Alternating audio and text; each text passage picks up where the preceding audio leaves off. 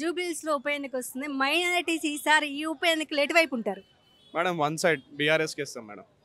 ఎందుకంటే మా 9 ఇయర్స్ లాగా కేసీఆర్ గారు చేసిన పథకాలు కానీ వాళ్ళ స్కీమ్స్ కానీ ఏదన్నా కానీ మాకు అయినది మంచి చేసింది మేడం. కాంగ్రెస్ ప్రభుత్వం వచ్చిన తర్వాత ఏమి ఇవ్వలే మైనారిటీస్కి. ఖాళీ ఒక డైలాగ్ ఉంది మా మిత్ర పార్టీ వాళ్ళు చెప్పేది, మరి తేరే కాన్కు ఖుష్కియా తూ మేరే కాన్కు ఖుష్కియా అట్లానే అయిపోయింది మేడం ఈడ. మీరు ఇప్పుడు జనాల్లో చాలామంది చూడండి, భయపడి అన్న కొంచెం మంది అటు ఇటు పోతురేమో కానీ వాళ్ళు కూడా వేసేది ఒకటే బీఆర్ఎస్కి మేడం.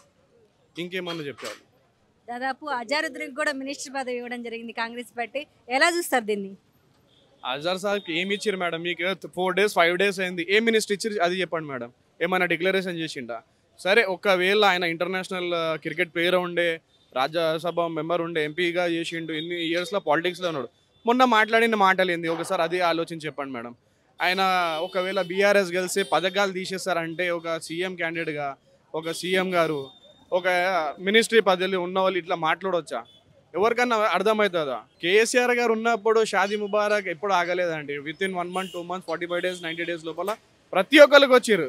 ముస్లిమ్స్ అని కాకుండా, హిందూస్ అని కాకుండా, ఏ కులం మతం భేదం కాకుండా వాళ్ళకి అందరికీ అందిన పథకాలు ఉన్నాయి మేడం. దాదాపు మీ ఇక్కడ 1,00,000 ఓట్లు దాకా ఉన్నాయి.